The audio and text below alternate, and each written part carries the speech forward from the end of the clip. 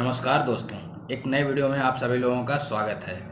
गृह मंत्रालय की तरफ से एक नोटिस जारी की गई है जिसमें ये बताया गया है कि सीआरपीएफ में 1,30,000 वैकेंसी जारी की जाएंगी बहुत ही जल्द। यानी कि 1,30,000 पदों पर नियुक्ति या बहाली की प्रक्रिया शुरू की जाएगी, जिसमें ये भी बताया गया है कि जो अग्निवीर हैं, एक्स अग्निवीर हैं, उनके लिए 10% जो उनकी सीट है उनके लिए आरक्षित की जाएगी। बाकी जो एज क्राइटेरिया है वो है 18 से 23 साल का एज क्राइटेरिया है। और जो दूसरी बात यह है कि इसमें जो छूट है, एज में जो एज लिमिट में छूट है वो मैक्सिमम 5 साल तक की है SC/ST कैंडिडेट के लिए।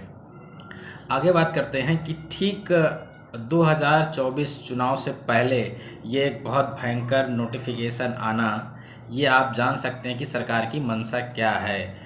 इसी तरह का एक नोटिफिकेशन 2019 में भी जारी हुआ था, 2019 चुनाव से पहले, जिसमें आरआरबी और आरआरसी और एनटीपीसी और लोको पायलट के साथ टोटल जो वैकेंसी थी वो 1,35,000 के आसपास वैकेंसी थी, जिन वैकेंसी को अभी भी भरा जा रहा है। यानी कि उनके टेस्ट, डीवी टेस्ट का डेट अब आ रही है। तो आप ये सोच लीजिए कि 2019 की वैकेंसी 2023 में कंप्लीट नहीं हुई। सिर्फ ये क्या था, एक चुनावी लॉलीपॉप की तरीके से।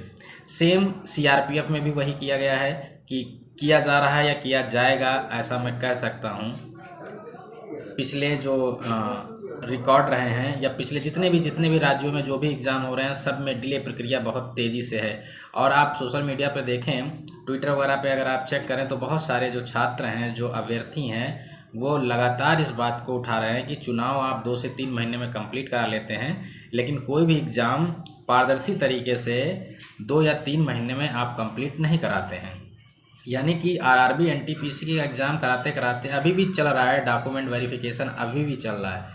तो सोचिए, जो ये 1,30,000 वैकेंसी जो सीआरपीएफ में है, जनरल ड्यूटी कांस्टेबल की ये जो वैकेंसी हैं, ये कब तक कंप्लीट होगी। ये ऐसा तो नहीं है कि ये भी एक तरीके से चुनावी लॉलीपॉप हो। खैर, जो भी हो, हमारा काम है आप लोगों तक सूचना पहुंचाना, और आपका काम है कि सूचना को सही तरीके से ग्रहण करना और उस पर ध्यान देना। बोलना तो पड़ेगा ही, अगर आप बोलेंगे नहीं तो इसी तरह से, जिस तरह से रोज़गार ख़त्म होते जा रहे हैं और लोग स्वरोज़गार की तरफ बढ़ रहे हैं, और स्वरोज़गार का आप हालत देखते ही हैं कि कितना प्रॉब्लम है। यानी कि बैंक से लोन लेने में या किसी भी तरह का नामामूली लाइसेंस लेने में कितनी प्रॉब्लम हो रही है। सरकार सिर्फ कहने को स्वरोज़गार के लिए बढ़ावा दे रही है, पर ज़मीनी हकीकत इससे उलट है।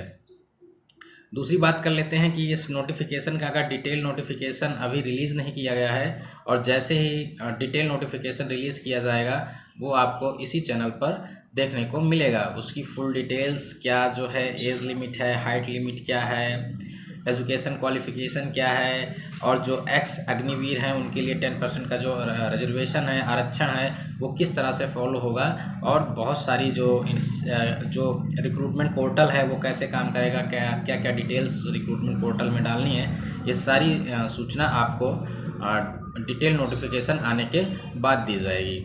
तब तक आप इस चैनल को देखते रहिए। धन्यवाद।